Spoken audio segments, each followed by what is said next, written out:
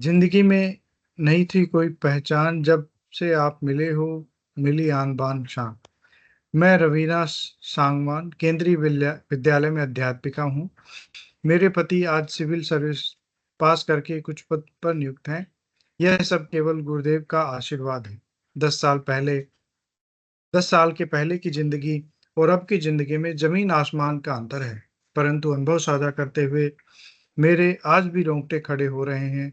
पहले मेरे पति वायुसेना में नियुक्त थे। किसी कारणवश उनका लिवर बिल्कुल खराब हो गया था। शरीर में 6 ग्राम खून रह गया था। आधी रोटी खाते थे। देखने वाले सब यही कहते थे कि पहलवान को क्या हो गया, और इनका वजन भी बिल्कुल कम हो गया था। समझ में नहीं आ रहा था कि क्या किया जाए और क्या नहीं किया जाए। सब जगह से उपचार करवा लिया। मैंने भी कई बार ये सोच लिया कि मालूम नहीं भगवान इनको ठीक करेंगे या नहीं करेंगे। इनकी हालत इतनी खराब थी कि देखते ही आंखों में पानी आ जाता था। एक दिन इनके दोस्त सत्यवान हमारे घर आए तो बोले कि इनको क्या हो गया है। ये तो पहलवान थे। सत्यवान को शायद गुरुदेव ने ही भेजा था।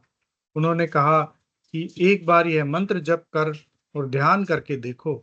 हम ऐसे परिवार से नाता रखते थे कि इन बातों पर विश्वास नहीं था, लेकिन सत्यवान जी के बार बार आग्रह करने लगे कि एक बार बैठ कर देखो। शाम को उनके कहने पर मैं गुरुदेव को आजमाने बैठ गई, क्योंकि मेरे पास कोई और चारा भी नहीं था। लेकिन गुरुदेव ने मेरी आजमाइश को ही खत्म कर दिया।